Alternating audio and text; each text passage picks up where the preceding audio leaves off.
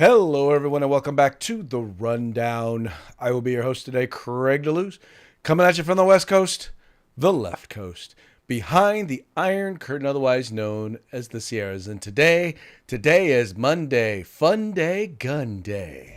I stop what you're doing, cause I'm about to ruin the image of me that you're used to. I look money, a king bee making honey, see? Deep state, I hope you're ready for me. Now gather round, I'm the new sheriff in town. All my people rise up and stand your ground. Now drink up all the Diet Coke you got on your shelf. So just let me introduce myself, my name is Trump D. I like my mashed potatoes lumpy. Fake news, oh how I like to punk thee. That little sniper on the slope tin, he took a shot but he missed me. I don't fall, y'all, I'm like the ever ready bunny. Still going strong and spunky. So put on your big boy pants.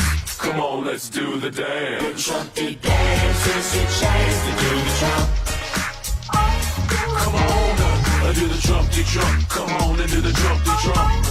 Check me out, y'all. We do the Trumpty Trump. Just watch me do the Trumpty Trump. Do you know what I'm doing? We do the Trump. The Trumpty Trump. That's right, folks. We're doing the Trumpty Trump because, well, we're 100 plus days and partying, having a good time here in these United States. Very much glad to have you with us today. Mike is off earning a living, so unfortunately he's not going to be able to be with us today, but we've got you here. So we're going to be taking your comments live, 3 p.m. Pacific, 6 p.m. Eastern. Go ahead. We're on YouTube. We're on Facebook. We're on Rumble. We're on Twitter. However you are partaking of the program, go ahead and leave us a comment. Let us know what you think of the program. Let us know where you're checking us out from, where you're tuning in from. Let us know what you think about the program, about the topic. If we find it to be interesting, I'll go ahead and I'll share your comment with the audience. And if I don't find it to be interesting, I won't. Now, I do reserve one thing. If I did, you don't have to agree, but if we disagree, just know that I reserve the right to mock you. That's right. As Mike would say, we will mock you. Anyway, but we're going to have a real good old time today here on a Monday. As you see, you notice we talk about 2A news and conservative views, and rarely, though, do we have gun news that leading the way. So today we've got gun story leading the way. Not only a gun story, but a California gun story. That's right. Believe it or not, California still finds a way to surprise even me when it comes to firearms and their willingness to subvert our Second Amendment rights. But before we get into the details of that, let's start off by paying our bills by giving a quick shout out to our sponsors. We're going to start with Handgun Industries. They make rifle and pistol caliber barrels at all lengths available for you. So if you're looking to do a rebarrel your current rifle, or maybe you're looking to do a brand new build, start by going to hitmanindustries.net. Then we've got the California Republican Assembly working to help elect conservatives at all levels of government, from school board all the way up to President of the United States. Ronald Reagan once referred to CRA as the conscience of the Republican Party. Just go to their website at cragop.org. That's cragop.org. Check them out today. And then we've got the best in concealed carry tactical holsters available on the market. You will find them at Hawg Holsters. That's HAWG holsters.com. That's helping Americans wear guns. .com. Make sure when you go there, you use the discount code, The Rundown, all caps, no spaces, one word, just like it is right up there, and you're going to get a discount on us. Check them out once again. That's hogholsters.com. And then finally, if you're looking for tactical gear for your unit, for your department, for your club, for your group, whatever it is you're looking for, the place you have to go is uscombatgear.com. They've got all things tactical except the gun. They've got cold weather gear, warm weather gear. They've got boots. They've got lids. They've got just about everything that you would need. They've got a huge selection. They've got super competitive pricing and the best customer service on the market. Once again, check them out today. That's uscombatgear.com. All right, getting into today's news. I know what you're thinking. You're like, okay, what is California trying to do now? Well, let's just put it this way. Because the guns are just so darn common. A company would have to be stupid not to offer something for that firearm. Despite these firearms being so common, California is looking to ban them. Glock is one of the most popular gun manufacturers and faces a rocky future in California as the state legislature considers banning guns that could be easily converted to machine guns, Assemblymember Jesse Gabriel authored AB 1127 to help eliminate gun violence and mass shootings, which would ban the sale of semi-automatic pistols that could be easily converted with an attachment to a fully automatic weapon. This is from the author of the bill. AB 1127 is a common sense, yeah, we know it's common nonsense, but common sense bill to hold firearm industry accountable for their failure to prevent conversions of their guns to dangerous automatic weapons. The firearm industry is known for decades about a vulnerability in some designs, rendering them rapidly convertible to automatic weapons. This bill is focused on the industry's lack of action to prevent conversions and will ensure we are doing everything we possibly can to protect communities from mass shootings. Now, here's the funny part. Now, this is the funny part. So, in other words, they're referring specifically to Glocks because Glocks are among firearms that if you use a sear, that basically you can purchase an aftermarket sear. You can actually, I'm pretty sure you can create one utilizing a 3D printer in order to make a Glock automatic. Now, number one, there were a lot of people out there who would tell you that nobody knew about this until they decided they wanted to start promoting that. But that's neither here nor there. The funny part about it is that you hear the author talk about the fact that, Glock they should have known and they should fix this, right? There's only one problem. See, they're right. They did know about it. And they did fix it in their Gen 4 and Gen 5 models of most Glocks. They were able to make it so that was not the case. There's only one problem. The Gen 4 and the Gen 5 cannot legally be sold in the state of California by firearms retailers. Why? Because they are not on the not unsafe handgun roster. That's right. Because they do not possess serial numbers, right? They do not possess serial numbers, or the Olympus way, because they don't have microstamping. That's what it is, which would put the serial number in two places on the expelled cartridge, which, by the way, is a technology that does not exist. It doesn't exist. They say it exists, but it doesn't exist. It legally doesn't work anywhere. It doesn't anyway.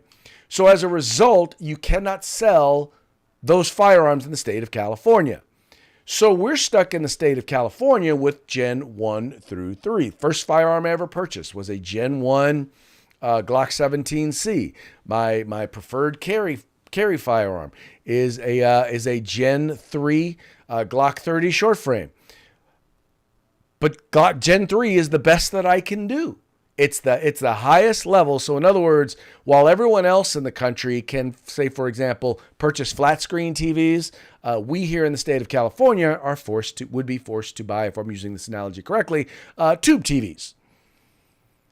So in other words, they came up with the fix. And by the way, this fix right here to deal with Sears is something that it is just one of a number of safety features that are included on newer model firearms that are not available, modern semi-automatic firearms that is not available here in the state of California. So in other words, they're pushing this bill in order to say to punish them, say we're not going to allow you to sell this because you didn't come up with a fix. They came up with a fix and you won't let them sell the firearm that has the fix here in the state of California, because even if everything else is the same on the firearm, because of that one change, it now has to go through all the stuff in terms of complying with the roster, which, because it does not have microstamping, it will not. Yeah, you created a problem and you want them to fix it. They fixed it, but you won't let them fix it. You won't let them sell the firearm that actually fixes the problem. That is what is so crazy. That is what is beyond crazy. That shows you and once again, he says uncommon sense. The truth is it's common nonsense. And if he had checked with anybody, any reasonable, rational person, they would have told him this. They would have known that. If they talked with anybody with any sense, they would have told this author that, yeah, all you got to do is get rid of the roster. You get rid of the roster, trust me. The only reason Gen 1s and through Gen 3s still get sold in the state of California is because you won't let newer ones be sold. You won't let newer models be sold. Now, in the midst of that, you are now trying to ban the most commonly owned firearm handgun in the country. In the world, in the world. That's right, Glocks are the most popular handguns in the entire world. And they're among the top firearms, top handguns that are owned in the United States. I don't know what it is these folks expect. It's like you created a problem, and now you passed this law because you said you were solving a problem. You created a whole nother problem, and you don't want to own the fact that you created it. This is a problem of your making. Now, I'm assuming that this thing is going to go all the way through the legislature. It's going to wind up becoming law. And then you're going to wind up, what's going to wind up happening is you're going to wind up with the state getting sued. The state is going to lose, and then they're going to wind up paying some very, very expensive attorneys. They're going to wind up having to pay some expensive attorney's fees in order to turn this around. But this is what happens in places like California, where you clearly have folks who do not respect the rule of law, people who clearly do not respect the Constitution, people who clearly don't respect, facts and logic. They're not even interested in taking a look at what is in order to figure out what, even if they decided, okay, well, this is what we would like to be. We would like things to be. How do you get there if you're not going to do anything to try and if you're not going to base it on what is? And that's where we are right now in the state of California when it comes to gun laws. If you look at a lot of the gun laws that are being overturned or going to be overturned, our laws are the law in California. And if there's one thing you can thank California's anti-gun left for is they've given us plenty of cannon fodder to be able to shoot down these bad ideas. There's tons of case law that is going to be pushed to the Supreme Court that they're going to get to hear coming right out of California. We have led the way, or the state has led the way in anti-constitutional, anti-fact, anti-logic legislation when it comes to firearms. And they are going to reap the whirlwind, shall we say, from a legal perspective as these things start to make their way to the Supreme Court. Now, mind you, by the way, this is all done as a way in which to make criminals out of law-abiding citizens here in the state of California. But, you don't have to be a citizen, and you definitely don't have to be law-abiding in order to get the protections of the state of California. In fact, the more non-citizen you are, the more unlaw-abiding you are, the more likely you are to be protected by the state of California. As noted in this Breitbart piece here, here we go. It says here, Sanctuary, California, 3 illegals arrested for allegedly beating a man to death in gruesome home invasion. 3 illegal aliens are accused of beating 47-year-old Alexandre Motabez, anyway. Alexandre, we'll just call him Alexandre. We'll call him Alex. There you go.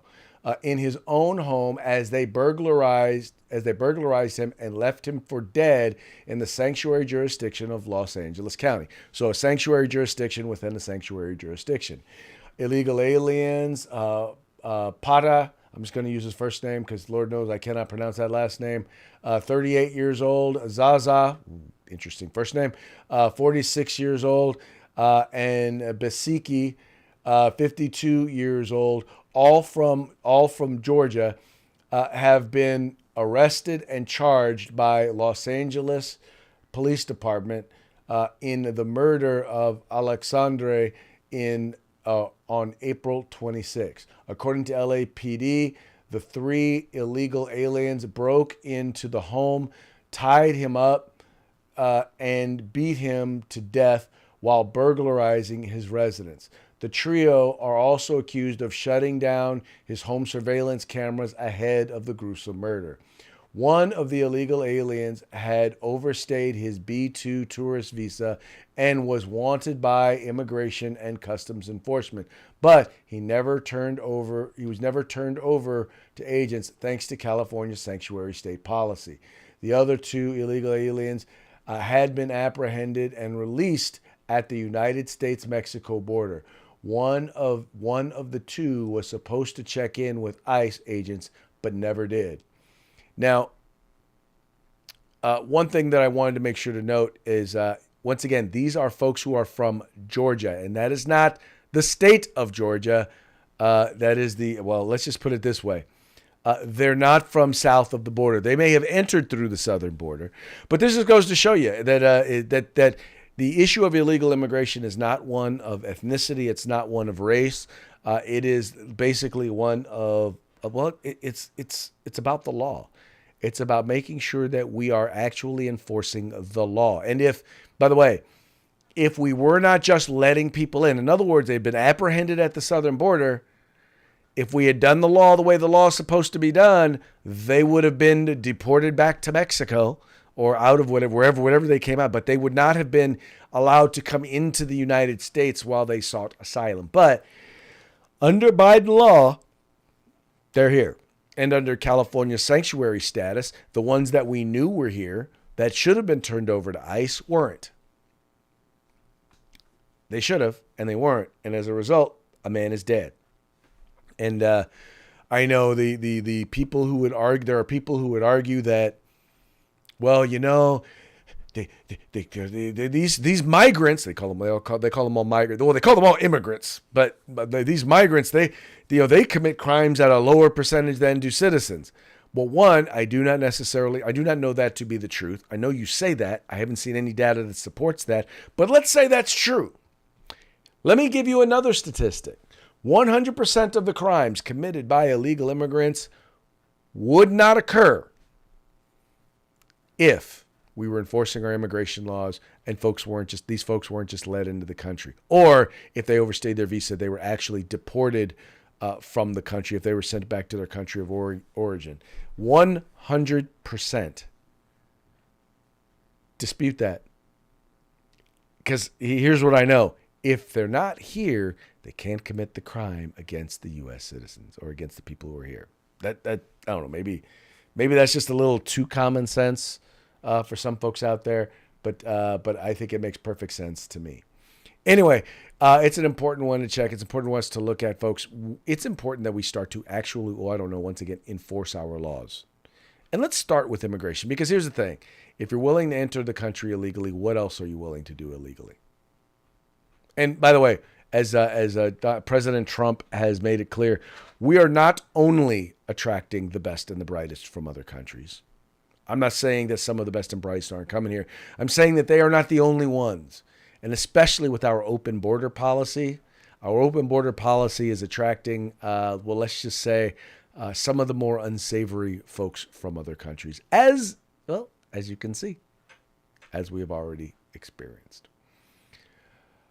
All right, speaking of the law and speaking of things changing, Trump has finally ordered for those who are student loan borrowers who have not been paying on their student loans, to finally start paying their money back. Who'd have thunk it? You borrow money, perhaps you should, pay it back. Well, Trump has now ordered those payments to commence once again, as reported by the Washington Free Beacon. Debt doesn't go away.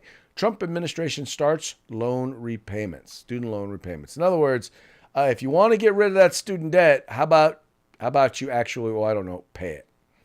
The Trump administration has resumed collecting defaulted student loan payments for the first time since 2020, while federal data show that just a third of borrowers have returned to regularly paying back their loans.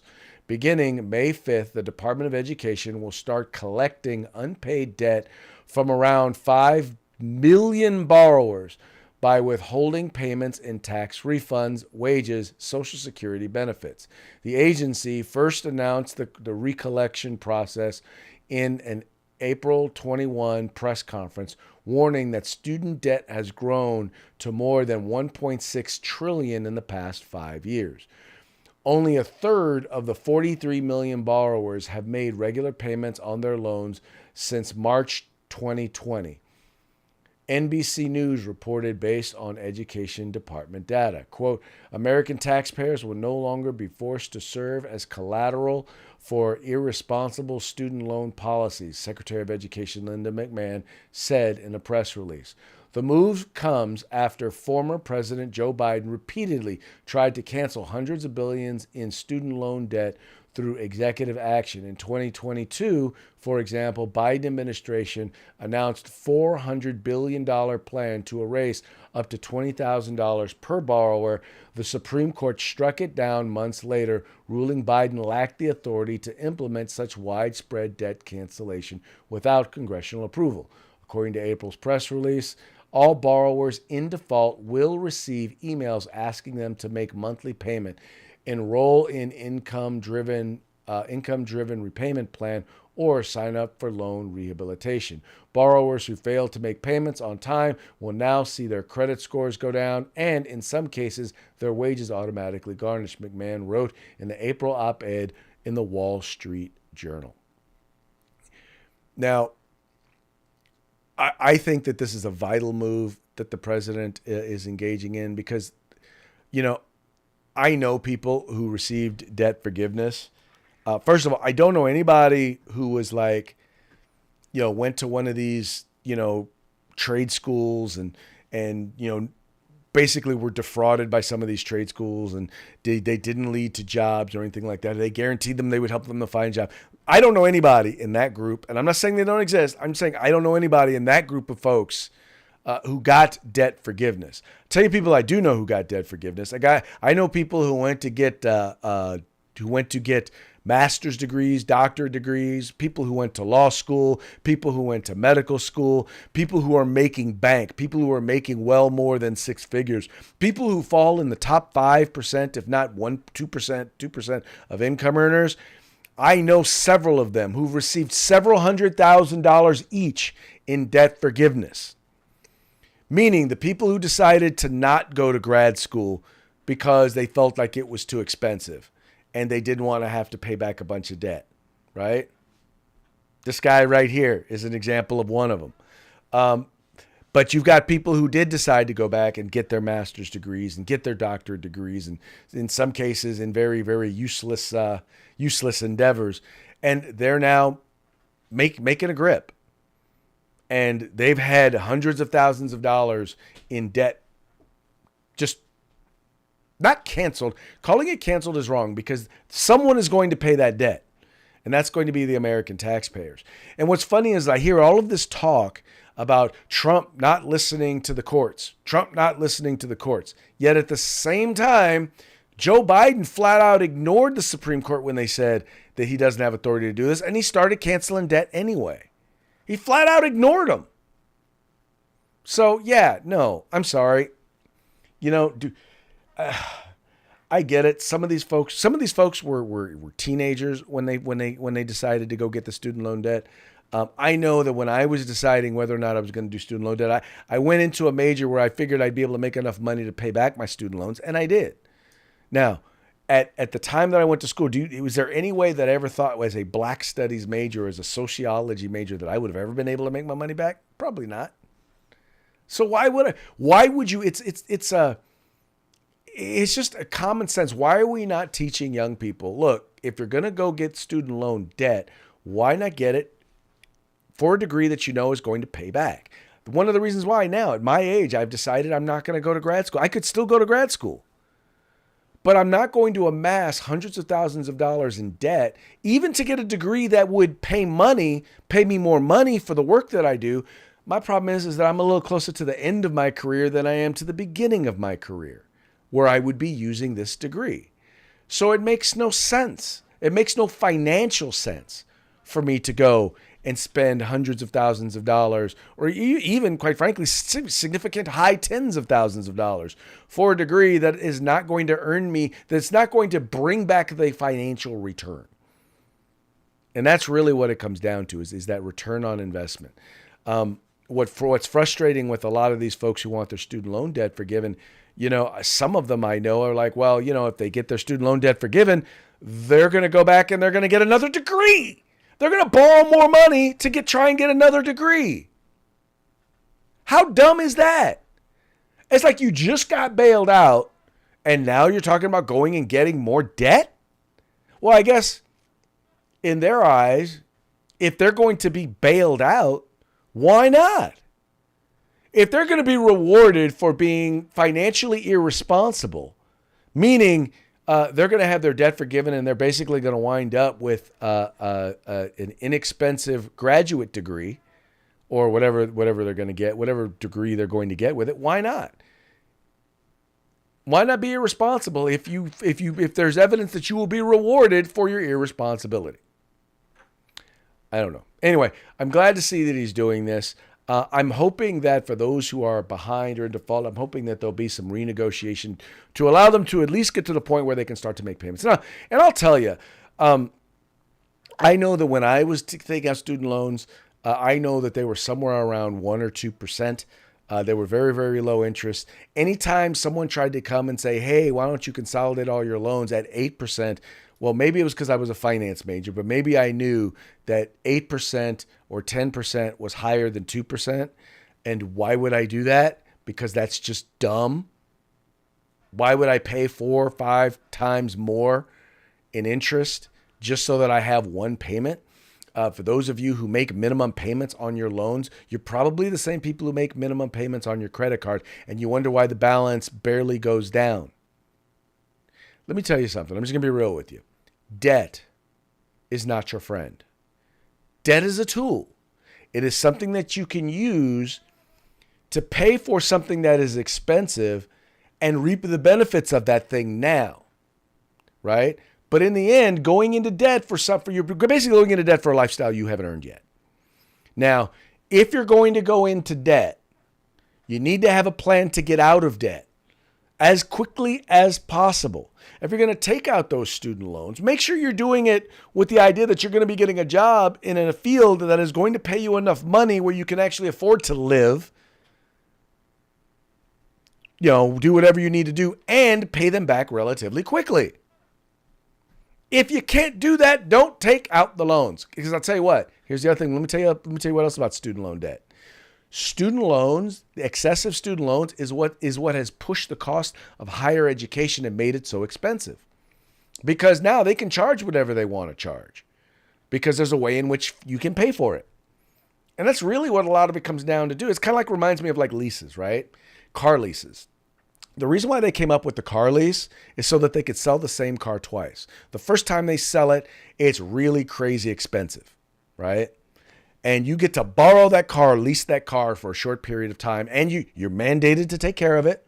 If you don't, you get dinged, and then you give the car back, and then they get to sell the car again now as a used car, as a certified used vehicle. So they get to sell the same car twice. But keep in mind that these financing tools that they come up with, making it easier to pay for it, all it does is push up the cost. Because if you can pay for it, and you're willing to pay for it, that pushes demand up. You push demand up, you push the price up. If you don't, well, I'll give another great example. Take a look at electric cars. There's a reason why 70% of Teslas that have been sold in the state of California, because California offered incentive for electric vehicles. They offered incentives for electric vehicles that, by the way, includes Teslas. Once again, the price of a Tesla didn't come down when they offered those incentives. In fact, the price stayed where it was. Why? Because there was more demand. Why was there more demand? Because you could get money to help you pay for it. It's not rocket science to figure that out. That's why you had a rocket scientist like Elon Musk figure it out. Anyway, I digress. He's not a rocket scientist, but you get what I'm saying. Anyway, good stuff. But like I said, when it comes to a lot of this stuff, we need to be very, very careful when it comes to student loans. Let's not, how shall we say, be smart. Be smart about debt. Use it as a tool. Get into it begrudgingly with a plan to get out as quickly as possible, right? That's how you utilize debt. Anyway, moving right along, that now takes us to our last one. Speaking of higher education, here we have a student at Brown University who's taking the lead from the folks over at Doge. And I have to say, I can appreciate what this individual is doing. It says here, and this is being reported by the folks over at the New York Post. It says here, Brown student who sent admin Doge-style emails tells Post he won't stop hunting out BS jobs despite facing disciplinary hearing. Brown University sophomore Alex Shea wants to take the Department of Government Efficiency style chainsaw to the college's bureaucracy. And he started by emailing thousands of school administrators to ask what they do all day. Quote, I am a big fan of cutting wasteful spending, Shea, 20, told the Post. This is no different to what Elon Musk is uncovering in the federal government. He added, referring to the Doge head and senior advisor to President Trump. The computer science major had emailed Brown's 3,805 administrators in March, and in a style of email Musk sent to federal workers in February, asked them to explain their role, describe what tasks they performed in the past week, and explain to how Brown students would be impacting if their position was eliminated. Now he's finding multiple counts of school rule violations and faces disciplinary hearing on Thursday. Quote, I don't think it's inherently antagonistic to ask them what their job is, the New Hampshire native said. It's just journalistic inquiry. Shea, who identifies as a libertarian, complained that there are 3,805 full-time non-professor staff members at Brown, more than one for every two of the school's 7,272 undergraduates. Bureaucrats don't feel any pain if they're wasting a bunch of money by hiring a bunch of assistants or telling their underlings to do stuff that is useless, he said. Their assistants become a status symbol themselves. Like, hey, I have a lot of assistants. I must be a pretty important guy. This, he believes, is part of why tuition costs are skyrocketing. Now, I want y'all to know this isn't just a thing at the university level. It's not just a thing at private universities. And it's not just a thing at Brown, by the way. It's happening in public schools. They've noticed that since the 1980s, they've noticed that while the amount of money going into public education has grown dramatically, the student ratio, the classroom ratio, the classroom, student to teacher ratio has not improved since the 1980s. But what they have noticed is the number of administrators, the number of people who are working at the school doing all sorts of things that have nothing to do with educating kids has grown dramatically. Especially in the post George, and I use George Floyd as an example because that's where a lot of the DEI hiring started to really take place. But you've seen in many of these organizations, whether they be K-12 or whether they be higher education, whether they be private or public, you've seen the number of administrators grow dramatically. I mean, look at this. At Brown University, I mean, they're literally there's 7,200 students, right? There's 3,800. So that means there's like almost one for every two students. There's an administrator for every two students at Brown University. What do you need that many administrators for? That doesn't even include the number of professors. Why do you need that many people? What's the point behind it? And as a person, if I were paying the fees to the school, I would want to know this. I would want to know for the product that I am paying a lot of money for, what are you using these officials? What am I getting for this?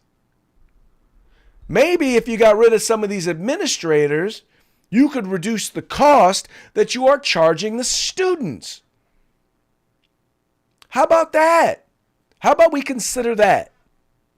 Anyway, I'm proud of this young man. I'm so glad to see this young man doing this.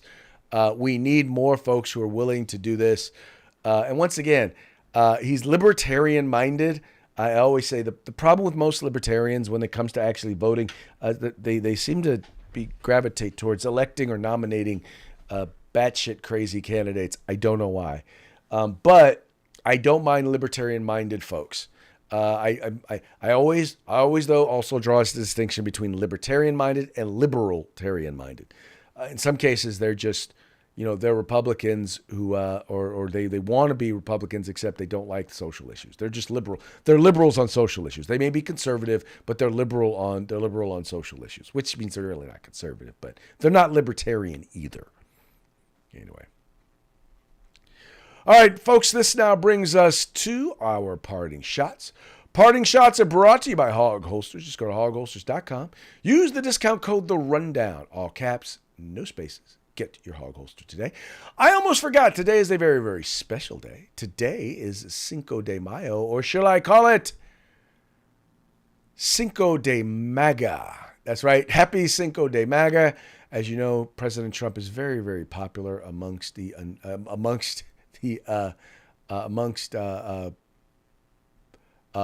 in the Latino community. He is very, very popular. So we're going to call it Cinco de Maga, which, by the way, then leads us to some of our other, by the way, for those of you who do not know, there has been a rumor that the president is, not a rumor. The president basically talked about reopening Alcatraz. But there's a part of that they have not really discussed. And I think a secret plan that's been uncovered by the folks over at the Babylon Bee, fake news you can trust. It says here, Trump to expand Alcatraz by putting up a fence around San Francisco. Not such a bad idea, if you ask me. Not such a bad idea at all. Now, part of what I think he wants to do is I think rather than sending folks to El Salvador or to Guantanamo, he may just want to use it, to house some of these folks who are illegal immigrants who have broken the law before they got here, broken the law being here, and are now considered enemies of the state as they are parts of organizations that have that are considered terrorists. One being the guy from Tren de Agua, who's now in El Salvador.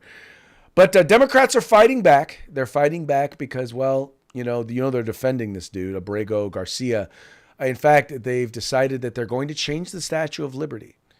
And it says here, Dems, update Statue of Liberty to say, give me your wife beaters. Because we know that's what they're spending a good chunk of their time defending, right? Are they? Are they not? Are they? Are they not? Anyway, you also know that a lot of people are, let's just say that they're attacking the president. A lot of foreign countries are attacking the president. His immigration policies, his sanction, his tariff policies, all of that.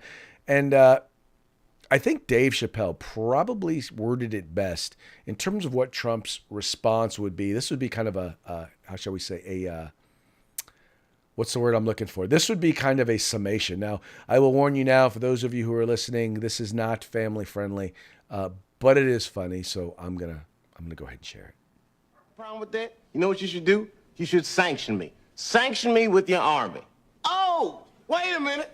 You don't have an army. I guess that means you need to shut the fuck up. That's what I do if I don't have no army. I would fuck up. Shut the fuck up.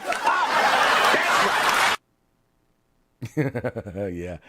Yeah, I guess that means you need to shut up. I'm just saying, to all you socialist countries out there who are able to provide all of these great benefits, all these free benefits, all these freebies and social welfare programs to your people because we take care of your national defense, you need to shut up. Or start paying for your own national defense. How about that? There you go. How about that? There you go. I'm all for that. I'm all for that. Anyway. And then finally, I got one more here. And this guy makes a very good point when it comes to the whole gender transition thing. And I think this is a very common sense point. Okay, maybe it's not common sense point. It's funny. And I think he makes an excellent point. But it's funny. And I'm sorry. If it's offensive to some of y'all out there who are part of the whole gender identity crowd, I apologize. But I don't apologize for it being funny. If you're offended, I'm sorry, but it's funny, so I got to play it. It does this. There are some advantages with IVF. Because you fertilize the eggs outside the body, you know what gender the embryo is before you implant it. So technically, you could choose the gender of your baby, right? It's pretty fucking cool, no?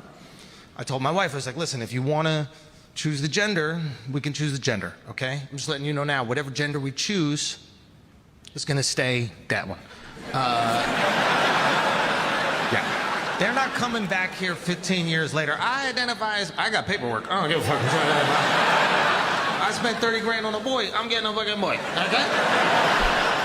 You want to be a girl? You owe me 30 grand. I raised you better than that. You're not going to steal from me. I'll let you buy your freedom for 30 grand. You better go out there and get a fucking job. That's what you better do. I recommend getting a job as a man because women make 25% less. But listen, this is the life you're signing up for. I will continue to maintain that comedians will be on the front line of free speech and common sense and culture, because they are able to reveal the absurdity of some positions just really, really easy. And they're funny. I mean, that's really what it comes down to. And like I said, I don't care whether a comedian agrees with me or not. You don't have to agree with me if you're a comedian. I just have one rule. Be funny. You have to be funny. Don't lie, but be funny. Anyway. All right, folks, well, that brings us here to the end of the program. But before we go, we're going to give one last thing. We're going to give one last shout out to our sponsors. We've got Hitman Industries. You'll find them at hitmanindustries.net. Rifle and pistol caliber barrels of any length available for you to purchase. We've got the California Republican Assembly, the conscience of the Republican Party. Check them out at cragop.org. That's cragop.org. And then you've got the best in concealed carry tactical holsters available on the market at hogholsters.com. And then you can find all things tactical except the gun at uscombatgear.com. Well, folks, that's going to be it for today's program. Thank you so much for tuning in. Thank you for liking and sharing the program and encouraging your friends to do the same. We will be back tomorrow on Taco Tuesday. Please enjoy the rest of your Cinco de Mayo. We will holler at you tomorrow.